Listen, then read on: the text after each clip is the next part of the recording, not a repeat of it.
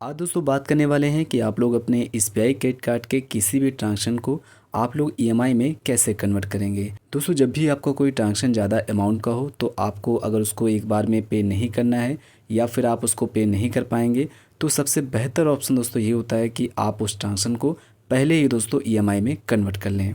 तो चलिए दोस्तों स्टार्ट करते हैं और जानते हैं कि आप लोग अपने ट्रांजैक्शन को ईएमआई में कैसे कन्वर्ट करेंगे, वहाँ पे कितना आपको चार्ज लगेगा और कितना क्या वहाँ पे एक्स्ट्रा आपको पे करना पड़ता है।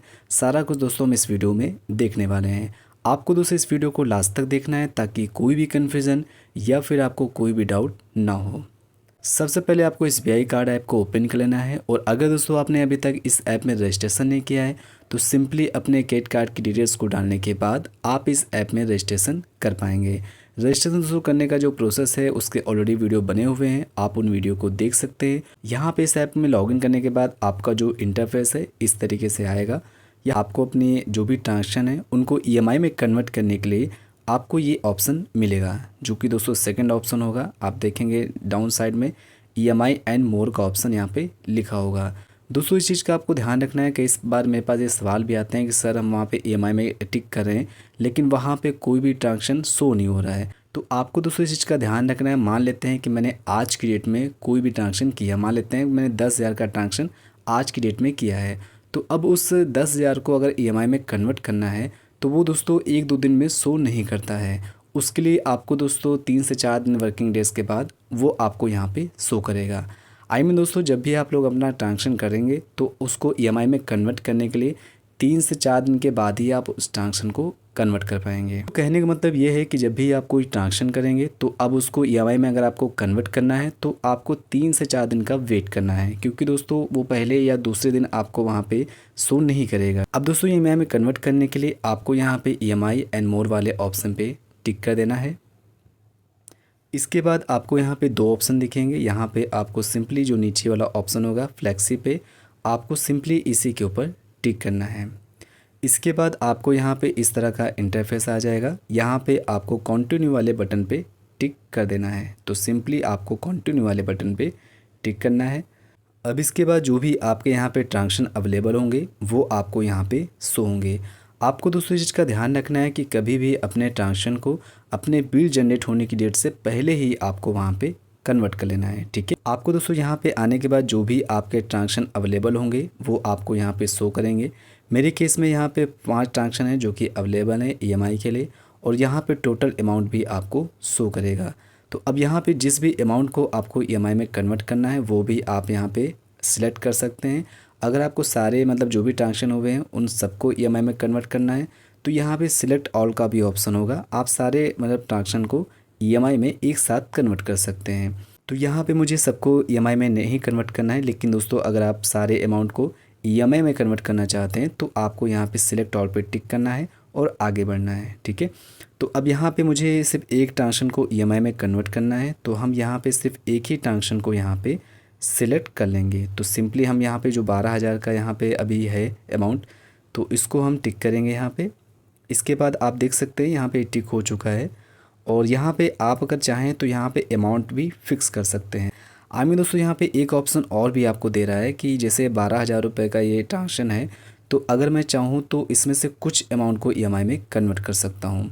तो अगर आपका यहाँ पे अमाउंट ज़्यादा है, मान लेते हैं मेरा 12,000 है और मैं सिर्फ इसमें से 6,000 को ईएमआई में कन्वर्ट करना चाहता हूँ, तो यहाँ मैं उस अमाउंट को लिख सकता हूँ, ठीक है। कहने का दोस्तों मतलब ये है कि अगर 12,000 रुपये है और मैं यहाँ पे 6,000 इसको काट के मैं यहाँ पे 6,000 कर दूँगा तो सिर्फ 6,000 का ही ईएमआई कन्वर्ट होगा, उतने का ही चार्ज लगेगा, उतने का ही प्रोसेसिंग फ़ीस लगेगा, ठीक है।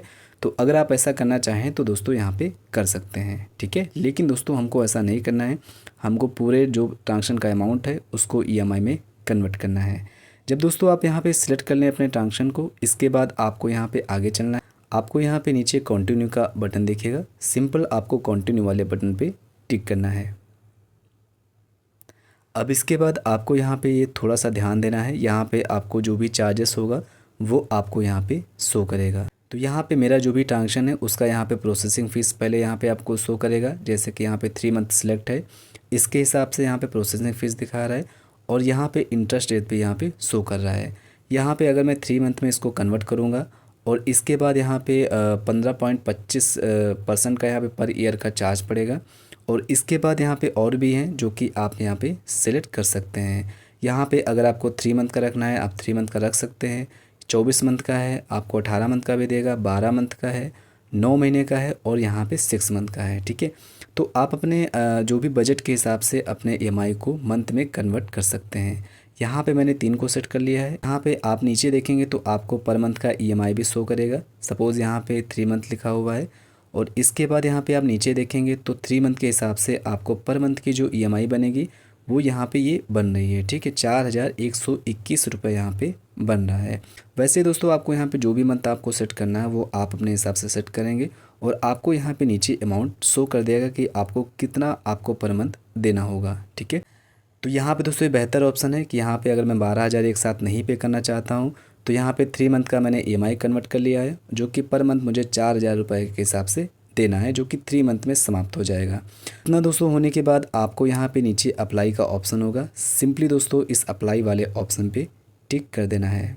इसके बाद दोस्तों आपका यहाँ पे जो भी एक बार होगा वो आपको वेरीफाई कर लेना है। अब मेरा दोस्तों ये अमाउंट है, आपका भी दोस्तों जो भी अमाउंट होगा वो आपको यहाँ पे एक बार चेक कर लेना है। इसके बाद यहाँ पे पर मंथ की ईएमआई आपको शो करेगा, जो भी आपको पर मंथ की ईएमआई आएगी वो यहाँ पे शो करेगा।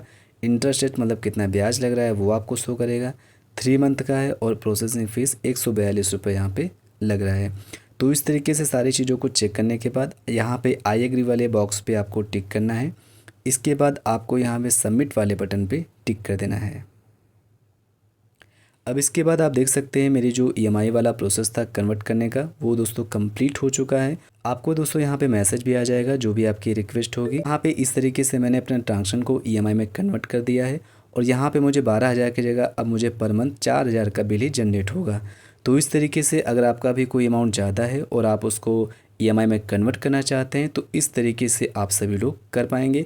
और अब दोस्तों मेरा जो आगे बिल जनरेट होगा वो वहाँ पे 12,000 नहीं, वहाँ पे दोस्तों 4,000 रुपये ही आएगा। तो आई होप दोस्तों ये प्रोसेस आप सभी को समझ में आया होगा।